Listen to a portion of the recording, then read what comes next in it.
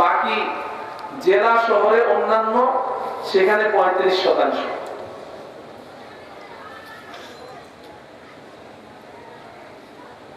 তালাক এবং ডিভোর্স এটা দিনে দিনে বাড়তে থাকা মুসলমানদের জন্য কল্যাণকর না অকল্যাণকর?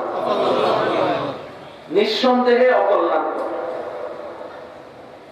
আমি এই বিষয়ে আল্লাহ রাব্বুল আলামিন যদি তৌফিক দান করেন, এখানে কতগুলো কারণকে চিহ্নিত করা হয়েছে। বিশেষজ্ঞরা বিভিন্ন কারণ উল্লেখ করেছেন, কি কি কারণে তালাকের হার বাড়ছে। আমিও এই তালাক দিন দিন কেন বাড়ছে আর এর প্রতিকার কি, এই বিষয়গুলো নিয়েই দু চারটি কথা আমি আপনাদের সামনে বলার ইচ্ছা করেছি। এবং এই বিষয়টাকে সামনে রেখে আমি কোরআনে কারীমের বিভিন্ন জায়গা থেকে অনেকগুলো আয়াতের কিছু অংশ তেলাওয়াত করেছি। তেলাওয়াতকৃত আয়াতগুলোর সাথে সম্পৃক্ত নবী পাক সাল্লাল্লাহু আলাইহি ওয়াসাল্লামের দুটো হাদিস আমি পাঠ করেছি। আল্লাহ রাব্বুল আলামিন তেলাওয়াতকৃত আয়াতসমূহ ও পঠিত হাদিসসমূহকে সামনে রেখে আমাকে কিছু হক কথা ইখলাসের সাথে বলার তৌফিক দান করুন। আমিন। আমাদের সকলকে এই কথাগুলো আমলের নিয়তে শোনার তৌফিক দান করুন। আমিন। আমার প্রিয় ভাই ও বোনেরা, আমাদের মা বোনদেরও তো ওয়াজ শোনার ব্যবস্থা আছে না? মা বোনেরা কি এসছে?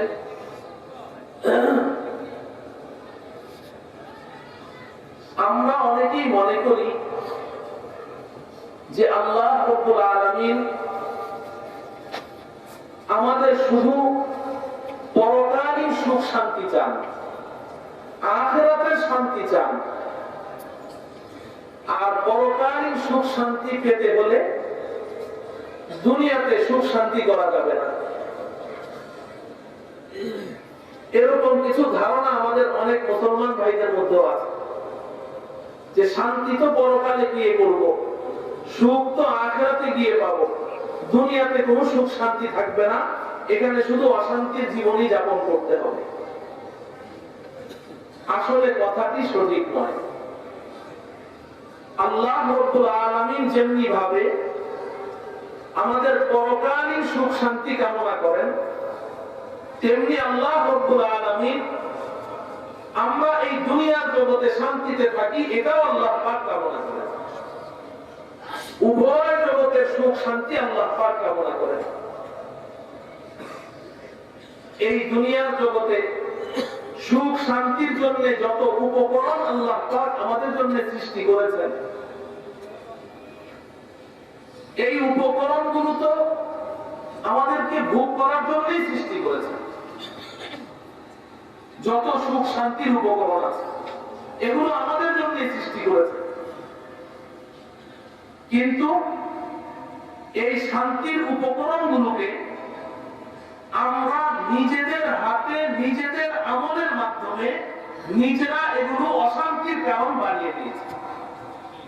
আমরা নিজেরা অশান্তির কারণ বানিয়েছি।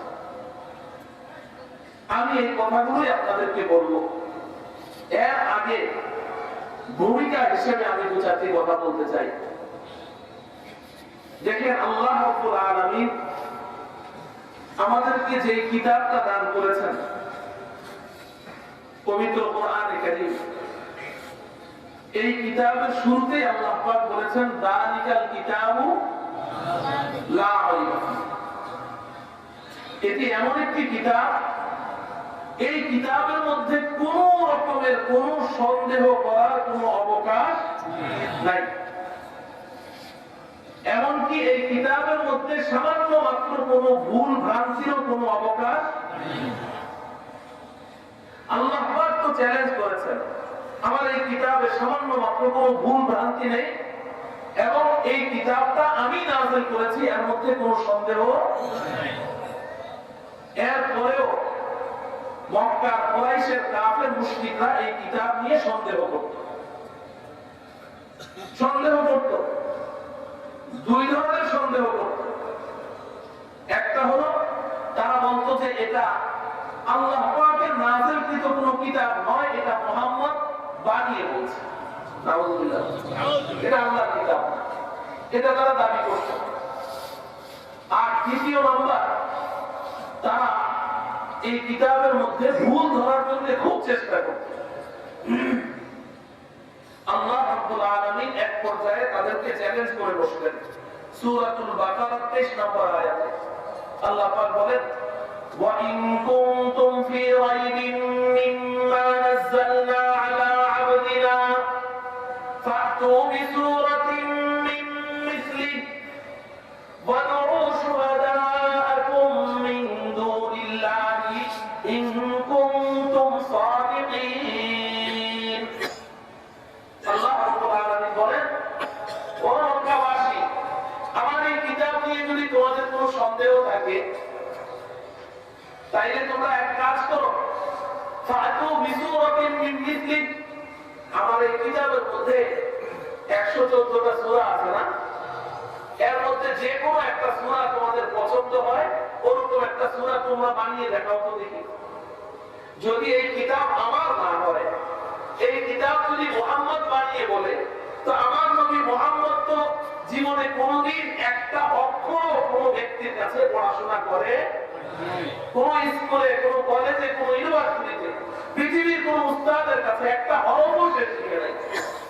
সে যদি এই কিতাব বানিয়ে বলতে পারে, তাইলে তোমরা আরবরা তো আরবি ভাষার বড় বড় কবি সাহিত্যিক, বড় বড় পণ্ডিত, আরবি ভাষাবিদ, তোমরা যারা পড়াশোনা করেন ইতিহাস নিয়ে, তারা জানবেন যে আরবি ভাষা ইতিহাস পড়লে দেখবেন নবীজি যেই সময় দুনিয়াতে এসেছেন ওই সময়ে আরবরা আরবি ভাষায় যত বড় পণ্ডিত ছিল, এত বড় পণ্ডিত পৃথিবীর ইতিহাসে আর কেউ আসেনি। তারা ভাষায় বড় পণ্ডিত ছিল, বড় বড় কবি সাহিত্যিক ওই যুগে ছিল। তো আল্লাহ পাক বলছেন যে তোমরা তো আরবি ভাষার বড় বড় শিক্ষিত, বড় বড় ভাষাবিদ, বড় কবি সাহিত্যিক, তো তোমরা আমার কোরআনের কোন একটা সূরা তোমরা বানিয়ে দেখাও। যদি বানাতে পারো তাহলে বোঝা যাবে যে হ্যাঁ, এটা মানুষের পক্ষে বানানো সম্ভব। আর যদি বানাতে না পারো তাহলে মেনে নাও এটা আমি আল্লাহর কিতাব, এটা আর কারো কিতাব নয়। এরপর আল্লাহ বলছেন, ওয়াদউ শুহাদাআকুম মিন দুনিল্লাহি ইন কুনতুম সাদিকিন। যদি তোমরা একা না পারো তাহলে আল্লাহকে বাদ দিয়ে যাদেরকে তোমরা পূজা করো, যাদেরকে দেবতা মানো, যাদের সিজদা করো, প্রয়োজন বোধে ওদের সহযোগিতা নাও, তাতে আমার কোনো আপত্তি নেই। তোমাদের দেব দেবীদের সহযোগিতা নাও, নিয়েও আমার কোরআনে অনুরূপ একটা সূরা বানিয়ে দাও। তাফসীরের কিতাবের মধ্যে আছে, এই চ্যালেঞ্জটা যখন আল্লাহ পাক করলেন, তো মক্কার নেতারা আবু জাহল, আবু লাহাব, এরা মক্কার সমস্ত কবি সাহিত্যিকদেরকে একত্র করল, করে বলল যে দেখো একটা সুযোগ এসেছে, বড় একটা সুযোগ। মুহাম্মদ যে কোরআন আমাদের কাছে নাযিল করছে বা নিয়ে আসছে, এর যে কোনো একটা সূরা তোমরা তৈরি করো। এই সূরাটা তৈরি করতে পারলেই প্রমাণ হয়ে যাবে যে এটা আল্লাহর কিতাব না, এটা মুহাম্মদের বানানো কিতাব। তো আমাদের মিশন সাকসেস হয়ে যাবে। কবি সাহিত্যিকরা সব বসে গেল যে কোরআন শরীফের সূরার মতো একটা সূরা তৈরি করবে। সবাই মিলে প্রথমে পরামর্শে বসলো যে কোন সূরাটার মতো বানাবো। তো সিদ্ধান্ত হলো যে কোরআনের সবচেয়ে ছোট্ট যে সূরাটা আছে ওটা দিয়ে আগে আরম্ভ করি, এরপরে বড়গুলো বানানো যাবে। তো কোরআনের সবচেয়ে ছোট্ট সূরা কোনটা? সূরাতুল কাউসার। ইন্না আ'তাইনাকাল কাউসার ফাসাল্লি লিরাব্বিকা ওয়ানহার ইন্না শানিআকা হুয়াল আবতার। কয়টা আয়াত? কয়টা আয়াত বলেন? তিনটা। তো এরা বললো যে ঠিক আছে, সূরা কাউসারের মতো একটা সূরাই বানাবো। কবি সাহিত্যিকরা সবাই বসে গেল, সিদ্ধান্ত নিল সূরা কাউসারের একটা নকল তৈরি করবে। এর মধ্যে একজন দাঁড়িয়ে বলল যে সূরা কাউসার এটার নকল তৈরি করার আগে আমাদের সিদ্ধান্তে পৌঁছতে হবে যে এই সূরা কাউসার, ইন্না আতাইনাকাল কাউসার, এটা কি পদ্য না গদ্য? আগে এই সিদ্ধান্তটা নাও। যদি সূরা কাউসার পদ্য হয়, অর্থাৎ কবিতা, পদ্য মানে কি? সূরা কাউসার যদি কবিতা হয়, তাহলে আমরা এর মতো একটা কবিতা রচনা করব। আর যদি সূরা কাউসার গদ্য হয়, রচনা হয়, তাহলে আমরা এরকম একটা রচনা তৈরি করব। এই প্রস্তাব দেওয়া মাত্রই কবি সাহিত্যিকদের মধ্যে দুই দল হয়ে গেল। এক দলের দাবি সূরা কাউসার এটা পদ্য, আরেক দল বলছে গদ্য। ঝগড়া লেগে গেল, প্রচন্ড ঝগড়া, কেউ কারো দাবি মানে না। এখন যারা বলছে সূরা কাউসার এটা গদ্য, এটা পদ্য নয়, তাদেরও দলিল আছে। আর যারা বলছে এটা পদ্য, কবিতা, এদেরও কি আছে? দলিল আছে। এখন প্রথমে যারা বলছে যে এটা পদ্য, এরা দাঁড়ালো, দাঁড়িয়ে বললো যে দেখো, আমাদের দলিল হলো যে পদ্য এবং কবিতা এর প্রত্যেকটা লাইনের শেষে কি থাকে? পংক্তির মিল থাকে। লাইনের শেষে কি থাকে? পংক্তির মিল থাকে না? যেমন আমরা ছোটবেলা কবিতা পড়েছি, আমার বাড়ি যাইও ঘুমোর বসতে দিব পিড়ে, জলপান যে করতে দিব শালি ধানের চিড়ে। এই পিড়ে আর চিড়ে, শালি ধানের চিড়ে দিব কিন্নি ধানের খই, বাড়ির গাছের দৌড়ি গলা গামছা বাঁধা দই। খই, দই, লাইনের শেষে মিল থাকে কি থাকে না? থাকে। তো ওদের দাবি হলো যে কবিতার তো প্রত্যেক লাইনের শেষে পংক্তির মিল থাকে, তো সূরা কাউসারের মধ্যেও তো ঠিক এরকম অবস্থা দেখছি। ইন্না আতাইনাকাল কাউসার ফাসাল্লি লিরাব্বিকা ওয়ানহার ইন্না শানিআকা হুয়াল আবতার। তো সার, হার, তার মিল আছে না নাই? তোরা বলছে যে প্রত্যেকটা লাইনের শেষে যেহেতু পংক্তির মিল আছে, অতএব এটা কবিতা, এটা পদ্য। এটা হলো তাদের জোরালো দাবি। এবার পদ্য হওয়ার বসার পরে যারা দাবি করছে যে না এটা পদ্য না এটা গদ্য, এরা দাঁড়ালো। এরা দাঁড়িয়ে বলছে যে তোমরা তো দলিল পেশ করেছো একটা তোমাদের দাবির পক্ষে, আমাদের দাবির পক্ষে দলিল আছে দুইটা, এটা পদ্য না এটা গদ্য। এক নম্বর দলিল হলো যে পদ্য এবং কবিতা এটা সবসময় জোড়া জোড়া লাইনের হয়। হয় 2 লাইনের কবিতা হয়, নাইলে 4 লাইনের কবিতা হয়, নাইলে 6 লাইনের কবিতা হয়। বেজোড় লাইনের কোনো কবিতা হয় না। 1 লাইনের কবিতা হয়, হ্যাঁ, 1 লাইনের কবিতা হয়, 3 লাইনের কবিতা হয় না। কবিতা হবে হয় 2 লাইন, না হলে 4 লাইন, না হলে 6 লাইন। কিন্তু সূরা কাউসার তো 3 লাইন। সূরা কাউসার কয় লাইন? 3 লাইন। এটা কবিতা হলো। এটা হলো তাদের এক নম্বর দলিল, এটা কবিতা না, পদ্য না। দ্বিতীয় নম্বর দলিল পেশ করলো, বলে যে দেখো, দ্বিতীয় নম্বর যে দলিলটা, এটা আমাদের ইন্টারনাল ব্যাপার। এই কথাটা মুহাম্মদের কানে যেন না যায়, তাইলে কিন্তু 4 চোখ হয়ে যাবে, চোখ বড় হয়ে যাবে। এটা আমাদের ভিতরগত কথা যে দেখো, কবিতা আর পদ্য অধিকাংশ ক্ষেত্রেই অবাস্তব কথায় ভরা থাকে। কবিতার মধ্যে বাস্তব কথার চেয়ে অবাস্তব কথা কি থাকে? বেশি থাকে। সত্য কথার চেয়ে মিথ্যা কথা বেশি থাকে। যেমন ধরে আমরা ছোটবেলায় স্কুলে পড়েছি, এখন স্কুলের সিলেবাসে এই কবিতাটা আছে কিনা জানি না। হাট্টি মাটির ডিম, তারা মাঠে পাড়ে ডিম, তাদের খাড়া দুটো শিং, তারা হাট্টি মাটির ডিম। এই কবিতাটা আপনারা পড়েছেন না? হ্যাঁ, এখন কি আছে বইয়ের মধ্যে? আচ্ছা, এখন এই কবিতাটার মধ্যে কি বললো? হাট্টি মাটির ডিম, তারা মাঠে পাড়ে ডিম, তাদের খাড়া দুটো শিং, তারা হাট্টি মাটির ডিম। দুইটা খাড়া শিং আছে, আবার ডিমও পারে। এরকম একটা প্রাণীর নাম বলেন তো দেখি। পৃথিবীতে এমন কোন প্রাণী আছে যে ডিমও পারে, আবার দুইটা শিংও আছে? বলতে পারবেন? হয়। তো তাইলে এই কবিতার কথাটা কি বাস্তব না অবাস্তব? সত্য না মিথ্যা? মিথ্যা কথায় বলা, মিথ্যা কথা।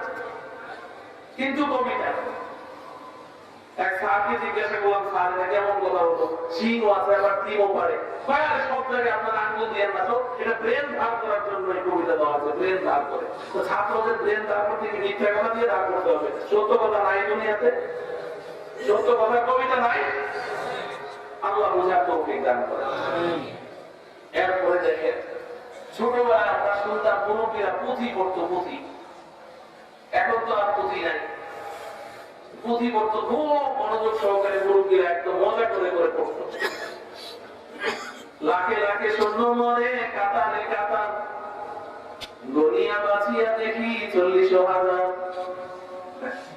লাখে লাখে সৈন্য মরল কাতারে কাতার, গনে দেখে কত, বাকিগুলো গেল আছে যেগুলো আগাম। কবি সাহিত্যিকদের কবিতা এরকমই হয়। এখন যারা বলছে সূরা কাউসার এটা পদ্য না গদ্য, ওরা বলছে যে দেখো তোমরা যে সূরা কাউসারকে কবিতা বলছো, শের বলছো, পদ্য বলছো, তো পদ্য এই কবিতা এগুলোর মধ্যে তো অবাস্তব কথায় ভরা থাকে, মিথ্যা কথা থাকে। কিন্তু মুহাম্মদকে আমরা যা কিছুই বলি না কেন, মুহাম্মদের বিরুদ্ধে যাই বলি না কেন, মুহাম্মদের কিতাবের বিরুদ্ধে যাই বলি না কেন, কিন্তু বাস্তব কথা তো হলো যে সূরা কাউসার তো দূরের কথা, মুহাম্মদের কিতাবের এই পর্যন্ত যতটুকু আমাদের কাছে এসেছে এর মধ্যে একটাও তো অবাস্তব কথা নাই। অতএব এটাকে কিভাবে তোমার কবিতা বলছো? তো নেতাদের ফিরে বললো যে তোমরা কি পদ্য আর পদ্মের ঝগড়া নিয়ে থাকবে নাকি সূরা কাউসার বানাবে? আচ্ছা ঠিক আছে, পদ্য পদ্মের ঝগড়া হলে আবার কোনো মীমাংসা হয় নাই, ঠিক আছে এখন সূরাটা বানাও। মহতারাম সাথী বন্ধুগণ, তারা দীর্ঘদিন প্রচেষ্টা করেও সূরা কাউসার এই 3টা আয়াতের মতো 3টা আয়াত তৈরি করতে পারে নাই। অবশেষে একজনে আল্লাহ পাক তার নসিবে হেদায়েত লিখে রেখেছিল, সে সূরা কাউসারের এই 3 আয়াতের মতো আয়াত তো তৈরি করতে পারলো না, কিন্তু একটা আয়াতের সাথে মিল করে সে একটা আয়াত তৈরি করে বাইতুল্লাহ কাবা শরীফের গিলাফের মধ্যে ঝুলিয়ে দিল একটা আয়াত। সেটাও তাদের পক্ষে না গিয়ে বিপক্ষে চলে গেল। ইন্না আ'তাইনাকাল কাউসার ফাসাল্লি লিরাব্বিকা ওয়ানহার ইন্না শানিআকা হুয়াল আবতার। এর সাথে মিল করে সে লিখেছে লাইসা হাযা কালামুল বাশার, লাইসা হাযা কালামুল বাশার। মিলল না? মিলেছে কিনা? কিন্তু অর্থ কি জানেন? অর্থ হলো লাইসা হাযা কালামুল বাশার, এটা কোনো মানুষের কথা হতে পারে না। আমার প্রিয় সাথী বন্ধুগণ, এই কথাটা আপনাদের সামনে আমি এজন্য পেশ করলাম যে যেই আরবি ভাষার এত বড় পণ্ডিত, পাশাপাশি নবীজির জানি দুশমন, নবীজির জানির দুশমন, কোরআনের দুশমন, গোটা পৃথিবীর ইতিহাসে সবচেয়ে বড় দুশমন ছিল তারা, যারা মূর্তি পূজায় ডুবেছিল, দেব দেবীর পূজায় ডুবেছিল, 360 মূর্তির সেজদা করত, আগুনকে সেজদা করত, পাথরকে সেজদা করত। এই জাতি তারা পর্যন্ত কোরআনের মধ্যে কোনো ভুল ধরতে পারে, কিন্তু পোড়া কপাল, আমাদের কপালটা পড়ে গেছে। এই আমাদের বাংলাদেশ 92% মুসলিম, শতকরা 92 জন মুসলমানের দেশ, মুসলিম অধ্যুষিত দেশ। এই দেশের এক কুলাঙ্গার, এক বেহায়া নারী, সে বলে কোরআন শরীফের মধ্যে অনেক ভুল আছে। এই মহিলাটার নাম আপনারা সবাই জানেন, তাসলিমা নাসরিন। সে কোরআনে কারিমের মধ্যে ভুল ধরে। কোরআনে কারিমের অনেক আয়াত ঠিক নাই, বলেন না? কোরআনে কারিমের আয়াত বলে ঠিক। এর মধ্যে আমি দুই একটা আপনাদের সামনে পেশ করছি, যেগুলো আজকে আমি যে বিষয়টা নিয়ে আপনাদের সাথে আলোচনা করতে চাচ্ছি এই বিষয়ের সাথে সম্পৃক্ত।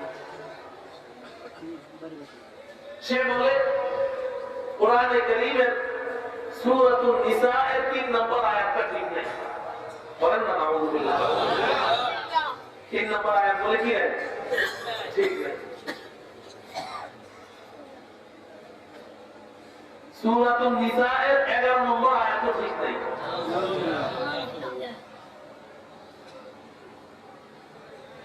কেন ঠিক নাই? সে বলে যে সূরাতুন নিসা এর 3 নম্বর আয়াতে আল্লাহ পাক বলছেন ফানকিহু মা ক্বালা লাকুম মিনান নিসাই মাসনা ওয়া থুলাসা ওয়া রুবা'। আল্লাহ রাব্বুল আলামিন বলেন, ও পুরুষের দলেরা, যদি তোমাদের আর্থিক এবং শারীরিক শক্তি সামর্থ্য থাকে এবং তোমরা যদি শতভাগ ইনসাফ ভিত্তিক বন্টনের ক্ষেত্রে শতভাগ আত্মবিশ্বাসী হও যে জুলুম করবে না, শতভাগ ইনসাফ ভিত্তিক বন্টন করবে এবং তোমার আর্থিক ও শারীরিক সক্ষমতাও আছে, তবে প্রয়োজন মনে করলে তুমি 2, 3, 4 জন পর্যন্ত স্ত্রী ঘরে রাখতে পারবে। এই অনুমতিটা পুরুষদেরকে কে দিয়েছেন? আল্লাহ দিয়েছেন। কোন সূরায়? সূরাতুন নিসা এর 3 নম্বর আয়াত। একজন পুরুষ প্রয়োজন বোধে সর্বোচ্চ 4 জন স্ত্রী ঘরে রাখতে, কিন্তু শর্ত সাপেক্ষে। শর্ত সাপেক্ষে। এই শর্তগুলো তো আমি বললাম। হাকিমুল উম্মাহ মুজাদ্দিদুল মিল্লাত হযরত মাওলানা শাহ আশরাফ আলী থানভী রাহমাতুল্লাহি আলাইহি 2 জন স্ত্রী ছিলেন। ওনার এক মুরিদ এসে বলল যে হুজুর, আমার একজন বিবি আছে, আমি আরেকটা বিবাহ করতে চাই। চিন্তা করলো আমার পীরের যেহেতু 2 বিবি, তো আমার পীরের সাথে আমারও একটা সাদৃশ্যতা হবে, আরেকটা বিবাহ করতে চাই। থানভী রাহমাতুল্লাহি আলাইহি চৌকির নিচ থেকে একটা ধারালো ছুরি বের করলেন। ছুরিটা বের করে বলছে, এই ছুরিটা দেখেছো? বলে হ্যাঁ। এই ছুরি দিয়ে আমি কি করি জানো? আমি বাজার থেকে যদি একটা লাউ খরিদ করে আনি, একটা লাউ, তো ওই লাউটাকে এই ছুরি দিয়ে সমান ভাগে 2 টুকরা করে আমার 2 বিবির ঘরে পাঠাই। সুবহানাল্লাহ বলে। এইভাবে আমি সমান সমান ভাবে 2 বিবির মধ্যে ইনসাফ ভিত্তিক বন্টন করি। তুমি কি এভাবে পারবে? যদি পারো তাহলে আরেকটা বিবাহ করো। तो से जवाब दिया कि अल्लाह मुझे बात समझ में आ गई, जिंदगी में मैं ऐसा काम नहीं करूंगा। बात मुझे ऐसे कि मैं जीवन में नहीं करता। तो शर्त सापेक्षे আল্লাহ পাক অনুমতি দিয়েছেন পুরুষ। এখন ওই কুলাঙ্গার নারী তাসলিমা নাসরিনের প্রশ্ন হলো যে এই কোরআন একজন পুরুষকে 4 জন বিবি ঘরে রাখার অনুমতি দেয়, পক্ষান্তরে একজন নারী যদি বলে যে আমার 4 জন নয়, 3 জনও নয়, আমি একসাথে 2 জন স্বামী ঘরে রাখতে চাই, অনুমতি দিবে? হ্যাঁ, অনুমতি আছে। তো তার প্রশ্ন হলো যে এই কোরআন পুরুষের পক্ষপাতিত্ব করলো, নারীদের উপরে জুলুম করলো। বলেন নাউযুবিল্লাহ। পুরুষের পক্ষপাতিত্ব করলো, 4টা বিবি ব্যবহার করার অনুমতি দিল, 4 জন স্ত্রী রাখার অনুমতি দিল, আর একজন নারীকে 2 জন স্বামীও রাখার অনুমতি দিল না। এটা হলো এই আয়াত ঠিক নেই। সূরাতুন নিসা এর 11 নম্বর আয়াতও ঠিক নেই। বলে কেন? ওই আয়াতে আল্লাহ পাক বলেন, ইউসিকুমুল্লাহু ফি আওলাদিকুম লিযযাকারি মিথলু হাযিল উনসায়াইন। আল্লাহ রাব্বুল আলামিন তোমাদেরকে ওসিয়ত করছেন যে তোমার যদি 2 জন কন্যা সন্তান থাকে আর 1 জন পুত্র সন্তান থাকে, 1 ছেলে 2 মেয়ে, তাইলে তোমার যত সম্পত্তি আছে এই সম্পত্তি বন্টন করার ক্ষেত্রে তোমার 2 মেয়ে মিলে যা পাবে তোমার 1